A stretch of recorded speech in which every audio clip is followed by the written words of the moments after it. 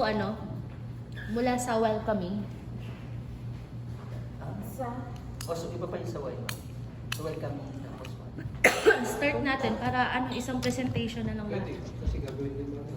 Ano yung menu? Abot na. Sinong guest? Ilan mo? 3.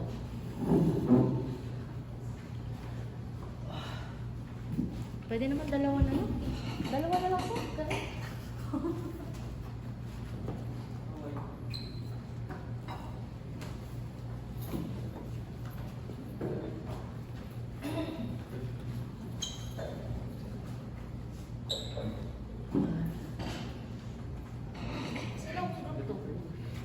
Ano magana ba? Sinong waiter?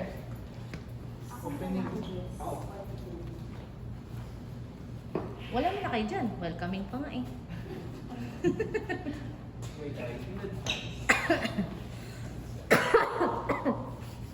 Yung Sige.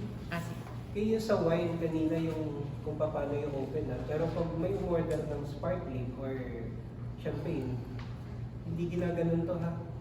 Hindi kinokort to. Normally, babalatan yan, aalisin yung lock pin, pero make sure yung port niya Gansa mo. nakakalang dito sa ano natin. Bigla sumisingaw yan. Huwag nyo rin i-upload to bago. So once nag-binuksan na to, nakaganyan tayo. Kasama yung Towel. sa itawan natin. Tapos, Pipihitin na ganun yan. Make sure hindi tatama, lalo hindi tatama sa mukha. lalo na sa ilaw. Nakaside pa ganun, ihit. Meron kasi akong nakita one time na pinihit ng ganun, pero yung lock pin nandun. So nung inalis siya, tsaka tumalis. So alisin muna yung label o yung pinakabalat niya. Yung lock pin, niikot lang naman yung pag-alis ng lock pin, yung isa, ihit. Ito okay lang itong mag-pop, pero yung sa wines bawal na nagpa-pop up yan. Pero hindi pop na tipong Dapat singaw lang talaga. Singaw lang. may tunog. Hindi talaga mawawala ng tunog yan pag binuksan mo. Meron talaga yan. Sige. Welcoming the guest. Pasak yung ilaw.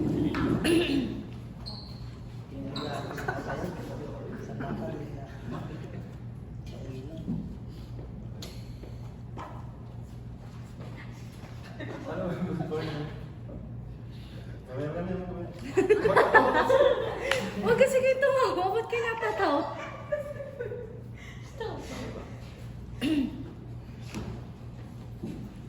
Hello, good morning, ma'am.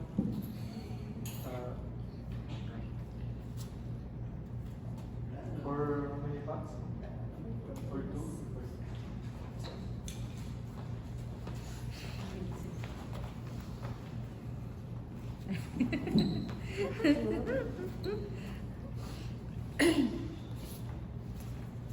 Yes, sir.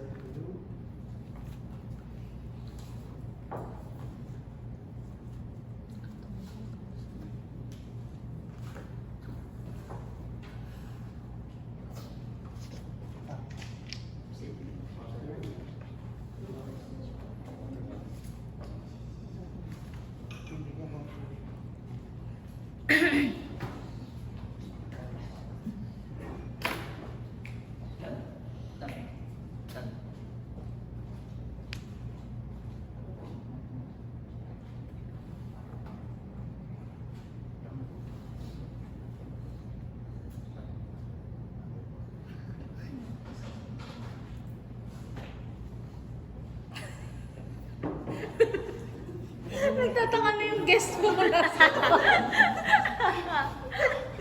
Aray ko. Aray ko.